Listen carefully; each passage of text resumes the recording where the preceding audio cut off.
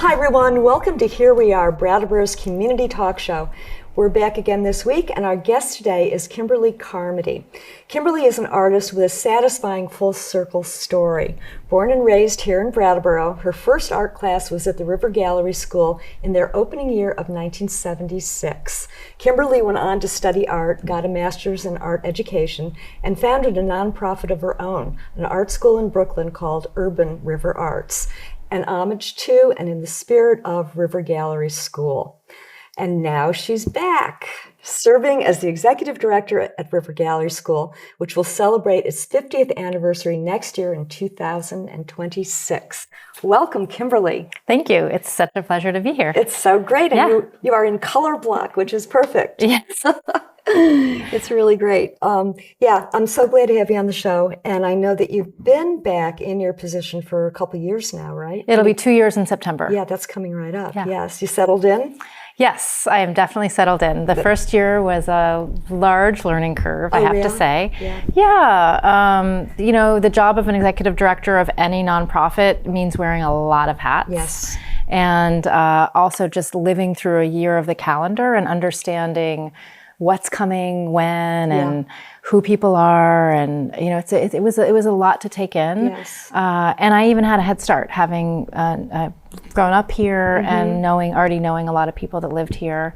But this past year has been amazing. Actually, it's been a real opportunity to be able to have a real understanding of what Donna and Lydia, who were the primary directors before me, and also Mary Lou, have really established. Yeah. And I sort of took the first year to understand that rather than make a lot of changes. And now we're starting to kind of move into some slow and steady changes, which feels exciting. Rhythm. Yes, exactly. Yes. Yeah. Did Brattleboro feel different to you once you got here and settled in?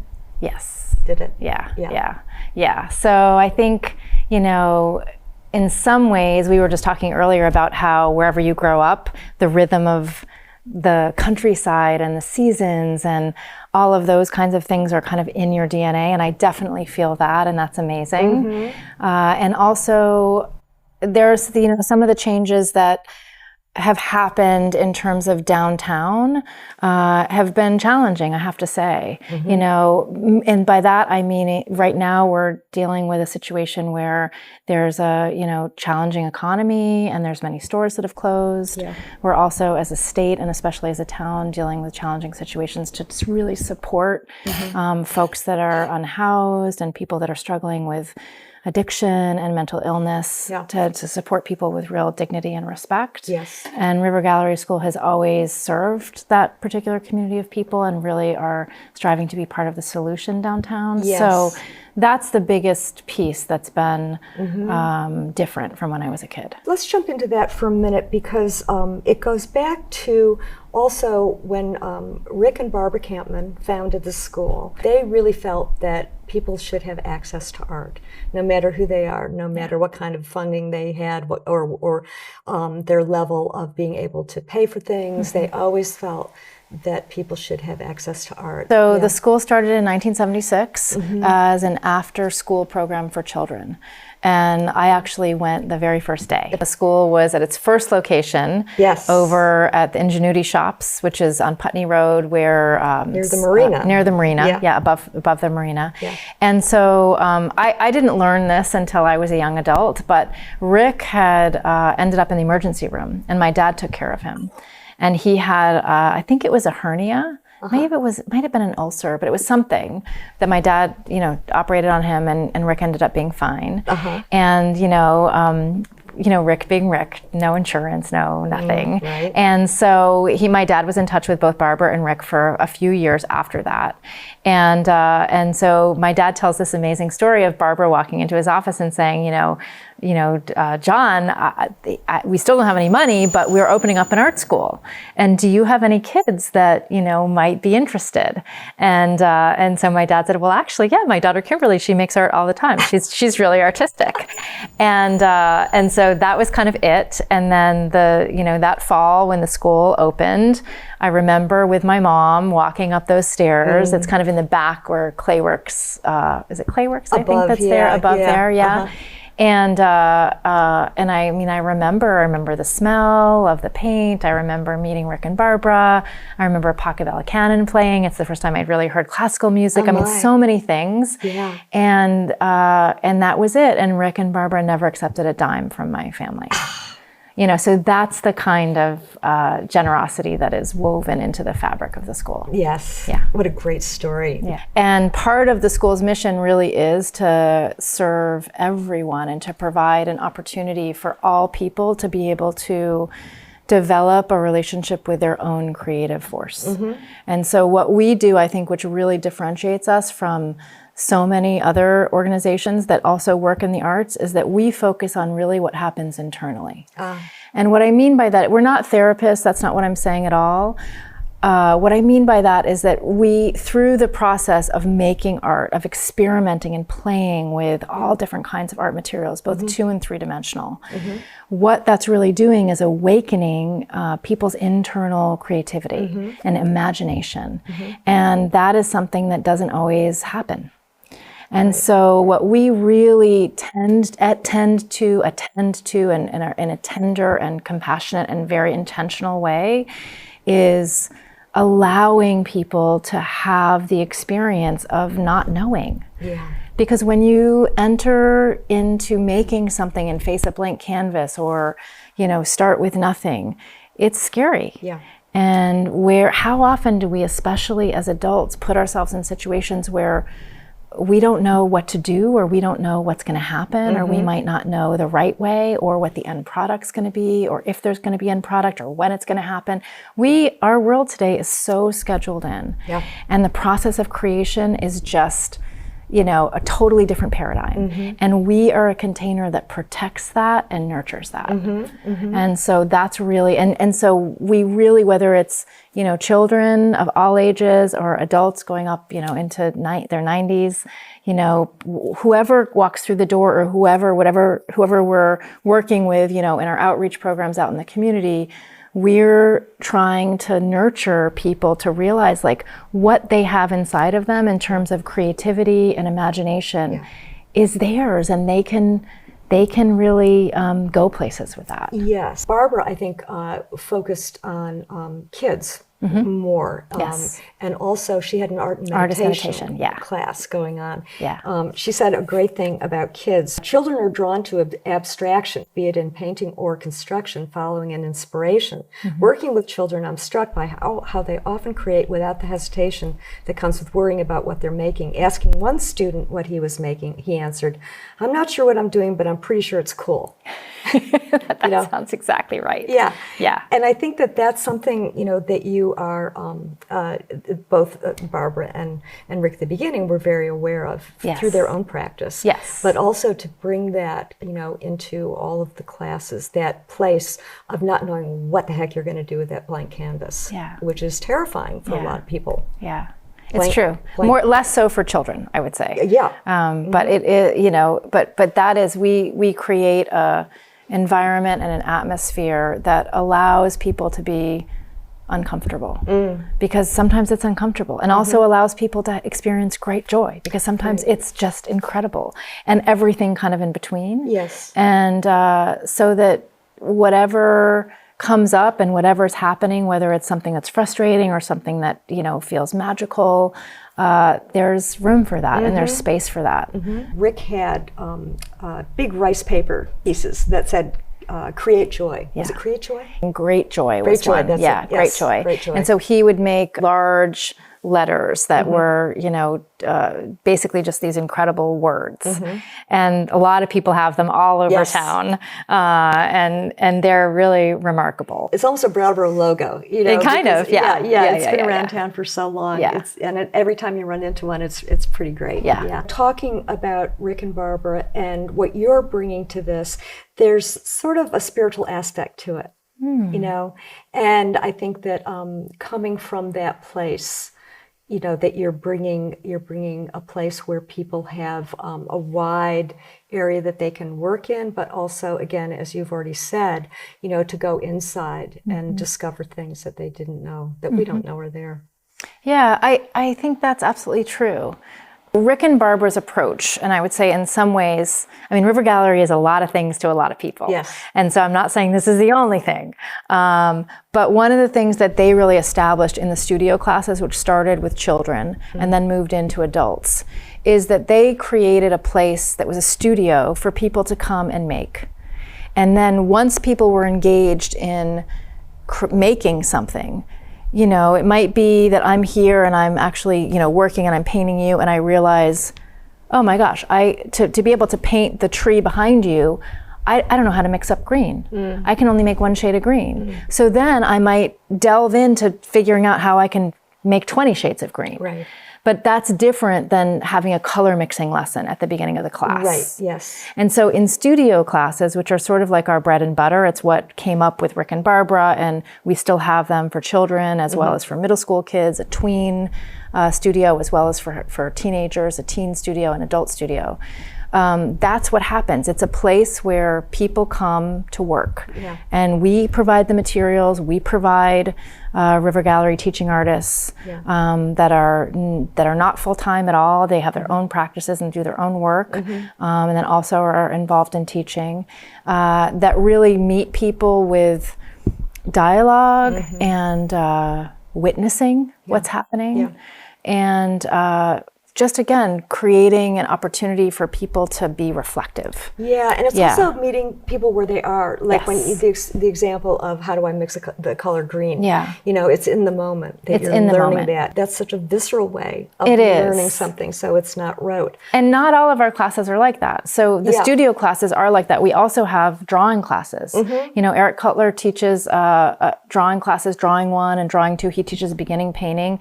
Those are very different. They're very much about here's the syllabus. We're going to touch on these particular things. I'm going to do a lesson in the beginning of class for a short period of time and offer you multiple access points and ways to get into that. Yeah. So it's, we have a lot of different kinds of approaches, but that what we described earlier was what really came up with Rick and Barbara. Yes. Checking out your website is really worthwhile if anybody's interested, Yeah. because it does show the array of classes that you're offering. So like you said, there's this kind of class, but there's also this kind of class. Yeah. So you serve a lot of different people in many different ways. Yeah, so at our location, which is down at 32 Main Street, right by the co-op, right by the Whetstone Brook.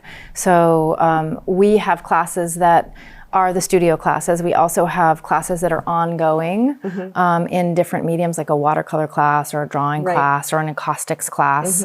And then we also have specific weekend workshops where, Helen Schmidt, who is in the Campman family and an amazing printmaker, she's represented also by Mitchell Giddings. She's teaching a printmaking workshop coming up in a couple of weeks. So that's just a 2-day workshop. Right. And so so we have all of those classes that happen actually on site, in addition to all of our camps for children. Yeah. Getting back to you, you've always had art in your life. You studied art, right? Yeah. You've been doing art since you were a kid. Yeah. And you've done a lot of teaching. And I know you went back and got a master's. But how is that for you and your own art? To be teaching, do you have time? Do you have the same kind of drive to do your own work? That is, a lot of people ask me that question. Oh, yeah. And I have to say that it is, until taking over here at River Gallery, finding some kind of a balance between my work life and between my own, professional life as an artist has been very, very challenging. And it has been a feeling of scarcity and how can I carve out the time and when am I going to do it and all that. But even though I'm working harder than I've worked in my entire career at this job, and it feels like every job I've ever had has been training for this, so it's kind of perfect. I am painting more than I've ever painted before. Interesting. Yeah. And I think it comes from the ethos of the school. And I'm even just getting kind of choked up now, like remembering Rick, because when Rick was around, and he died about 20 years ago, he had cancer and lived for many years and was pretty sick at the end, and then passed. But when the whole time I knew him, the first thing that he would ask me whenever I saw him was like, "What are you making? What are you working on? Yeah. Are you painting? What's happening? Let me see what's going on." And so that is the expectation at the school. The people that come in and volunteer at the school, that's what I'm asking them. That we have now a whole crew of helpers that are working in the summer camp and interns. We're providing them opportunities to come in and make, and we're having a show for them, an exhibition for them. Obviously that's what happens with the teaching artists and the students. But their expectation, if I'm leaving at 1:00 on a Friday and someone asks me where I'm going and I say I'm going to paint, they're like, "Get out of here." It's not like, "Well, what do you mean you have to do this and this and this and what time is it?" It's not like that at all. So it's been it's one of those things that doesn't make any sense. Yes, right. In terms of the logic and the time and all of that, but in every other way, it makes all the sense in the world. It's so great because it's an energetic thing. It is. It is. And that's you can't. It's not a rhyme or reason thing. Yeah. It's very cool because it's part of the whole picture. Yeah. And so you did this fabulous thing of starting a nonprofit in Brooklyn called the Urban River Arts. Yes. And again, that was a place. I don't know if it was the first place, but you were doing administrative, you were doing teaching, you were doing getting the whole thing together, right? Yeah. Very similar to River Gallery. Yes. In that way. But you did some fabulous projects, and just pointing out that an artist is an artist in so many different ways. And I think that the creative projects that you had, especially with kids, the Mandala project in particular, I'd love to have you talk about. Yeah. So I, in retrospect, really see and am able to kind of feel the humor in it. That opening up Urban River Arts in Brooklyn was really, I was just trying to recreate River Gallery, And I had support also from folks here, Lydia and Rob Thompson, who are a huge part of River Gallery. Lydia is our artistic director and has been around forever at the school and still teaches. They came down and helped us with some fundraisers and help support in Brooklyn. So I definitely had a team of people and a lot of help, and we were open for about 7 years. But I really learned very quickly, and this is actually a similar challenge that we have here. I learned very quickly that it didn't matter how amazing the curriculum was or the materials, unless you could get people to walk through the door and attend the classes. And so the marketing piece is not my expertise. I haven't gone to school for it. I do a little social media, but certainly that's not my jam. And so I early on started to partner with other organizations. So with the Brooklyn Botanical Gardens and with like the Rubin Museum, which is sadly now closed, and the Aegis Society and lots of organizations that had built-in audience and forum so that getting people through the door and advertising was not something I had to worry about. And I could focus specifically on the experience itself and really tend to how to support people to have that magical moment of, diving into materials and forgetting about everything else. Yes, right. And hitting that kind of flow state. And so I actually met Lama Tenzin. I brought him to Brattleboro the past 2 years. He was at 118. Alyssa and John were so amazing to... they hosted us the first year. Last year, I worked with Star at the library to be able to host him just a few months ago. And Tara, too, at the library was really a big help. Anyway, and so Lama Tenzin is a Tibetan monk, and he's been in the United States since about the 1980s. He came over to open a Tibetan monastery. He was sent over by the Dalai Lama in the late 80s, I believe, in Ithaca, New York. And he decided to stay. And he described the reason he talks about how, the opportunities here for education and developing the brain and the intellect in the United States is kind of unparalleled, or I hope I'm not saying that in the past tense, but that's another story I won't get into. Anyway, but that what he felt is that, where we are lacking as a culture and many of us as individuals is in compassion. And so he stayed here to really be able to deliver this message of how do we develop our hearts? How do we develop the energy of the heart, which is about cultivating love and patience and generosity and appreciation. And so he developed this mandala, which is a mandala of compassion that he's been doing for, the past almost, I think, over 40 years, actually, in the United States. And I met him about 20 years ago and have been working with him. And so that's what inspired me to develop a mandala curriculum using not just sand, but using all different kinds of materials. So I've worked with, one that we did in the fall festival at the Brooklyn Botanic Gardens was all pumpkins. We did one, which was amazing. We did one in Brooklyn in Dumbo, and it was actually the 10th anniversary of 9/11. And in the center of this giant mandala, we left 2 empty towers. And it was at a view where we would have you used to be able to see the towers from there at that time. So it was very, very powerful. And so the way that works, a mandala is a circle. It's represented by a circle. And there's a center point and a pattern that radiates outward. And really the only guidelines are in working with materials and placing them down is that you start from the center and work outward so that every piece touches another piece. And that really represents the way we're all interconnected. And so it might be that, I work on a piece in the very beginning and then suddenly the many more people have come and contributed, and it's hard to even see or recognize what I did before because it's changed so much by what's around it. And the thing that's amazing about them, just like going to visit Lama Tenzin, is that it's captivating no matter how old you are. And there's really an interest and ability for people from really 2 years old up to be able to get involved and have their own section, to work on. And even at Brooks Library, I don't think there was a lot of interaction with the people, but he also talked a lot. Lama Tenzin has a lot to say. He chatted with people while he was doing this incredibly, fine sand thing. And also just to mention that it was filmed, and one of our producers, Maria Dominguez, came down and did some filming of this. So it's available on BCTV. People can check it out. The thing with mandalas is it can be just spectators, and it can also be people, who are involved with it.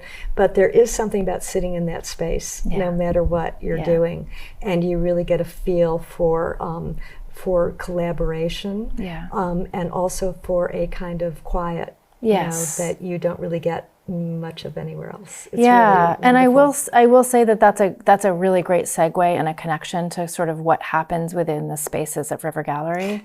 Because I think especially now when we are just, it's challenging to read the news, and there's so many things going on that feel unsettling.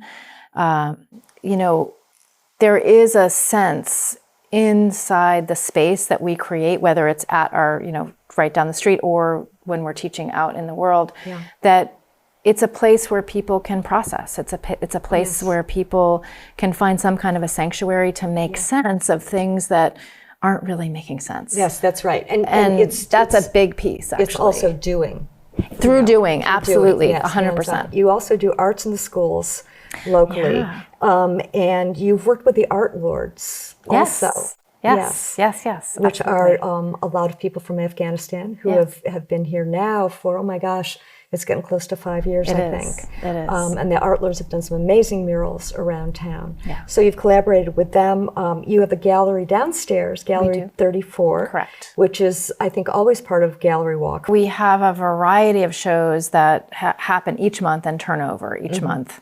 And so people are able to whoever is interested really in showing just needs to come and talk with us, and they can sign up and we can, have them show for a month and get them, connected and all of that.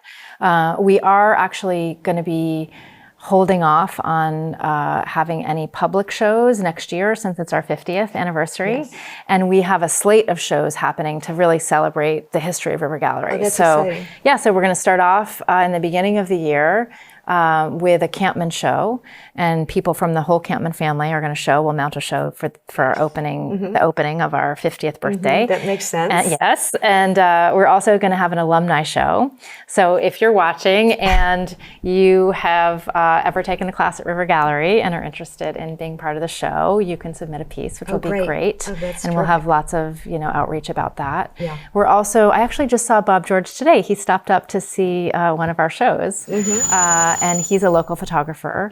And a legend actually around here. Yes. And so we're going to have a Bob George show over the decades in Brattleboro. And he also took a number of photographs over the years at River Gallery. Oh, that's so terrific. that'll be very special. Oh, yeah. And then we will be able to show, we're going to have our big celebration, our big party. It's going to be like an amazing, super fun event at the North Barnet Retreat Farm the first weekend in November, which is November 8th. Yes. November 8th. Yes. And 2026. 2026, not this November, thank God. Yeah.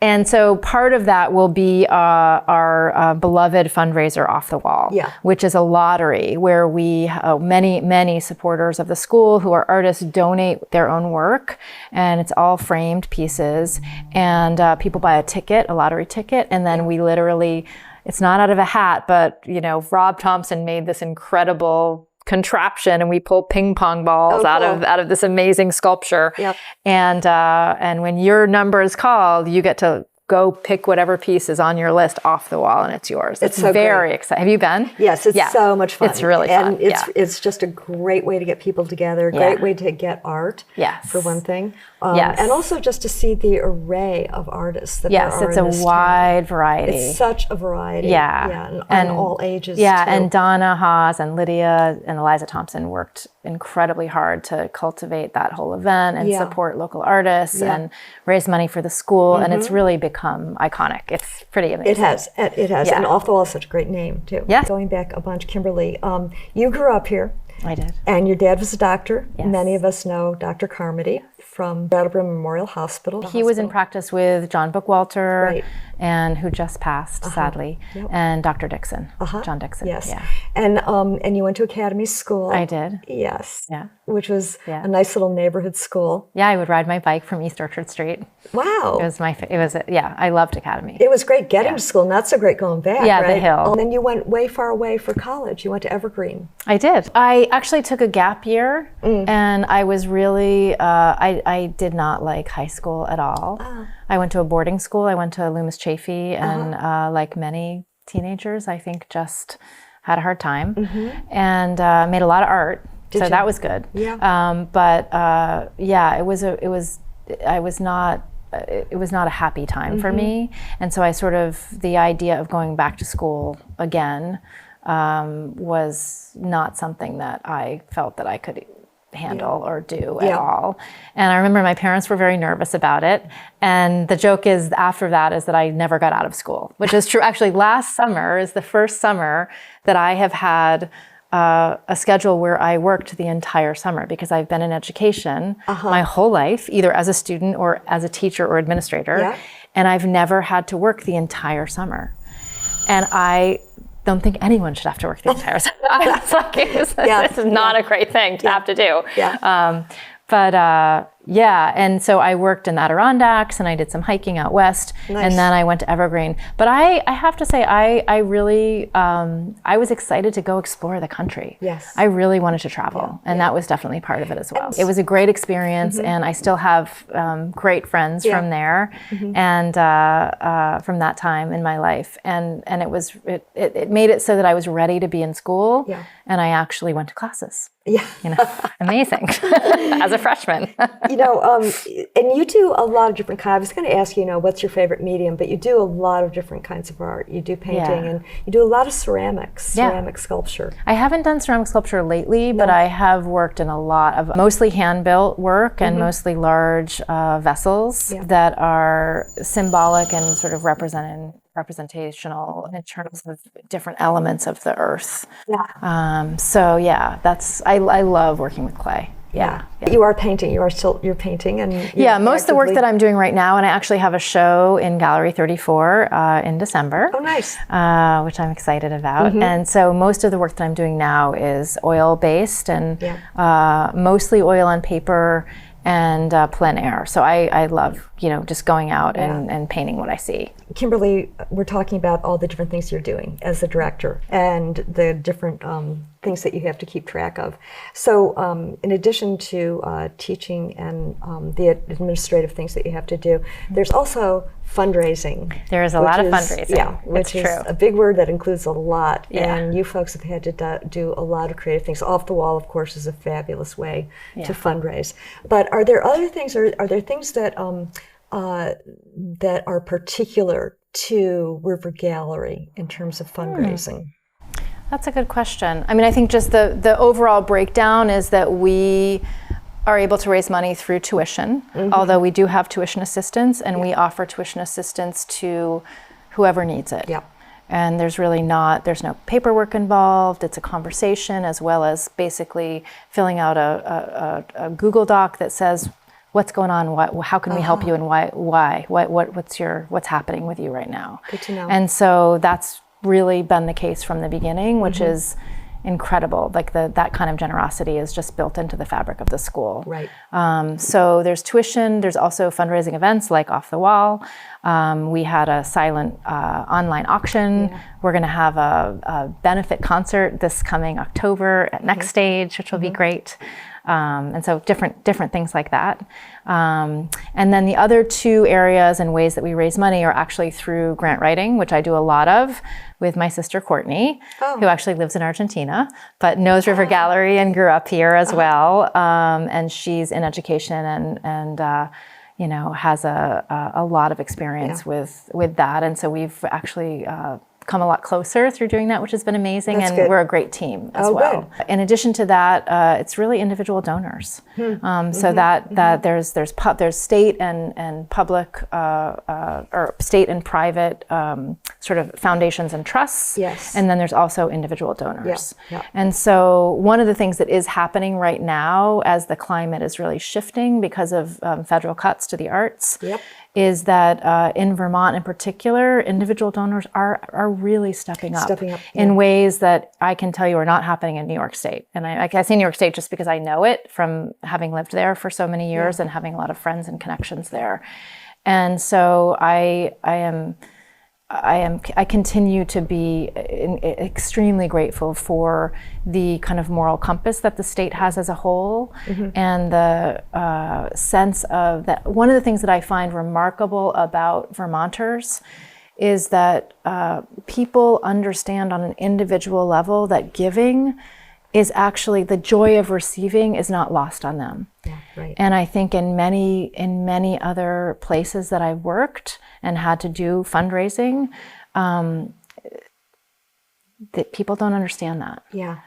So there's a culture of giving and of generosity here in Vermont that I am continually thankful for. That's so great. And it's local as well. It is. It is, absolutely. Such local support in Brattleboro. Thank you so much, Kimberly. Yeah, you're welcome. Thank you. It's really a pleasure to be here. Oh, it's wonderful to hear all about the ins and outs, and it's so great for the community to hear more about it. So I guess the message is make art to power, right? I guess just keep making art. As much as you can. It's and for the process. That's right. Not even necessarily for the end, but for the actual process. It can be healing, it can be grounding, it can be meditative. It can be joyous. It can be a way to get your frustrations out. It can be all those things. So, That's great. Thank you. Yeah, you're welcome. Thanks to you, all of you folks out there in the audience, for a really great show. Wonderful to talk to Kimberly, a hometown girl who's come back and is doing fabulous things in the community. So thanks for being with us. We'll be back next week.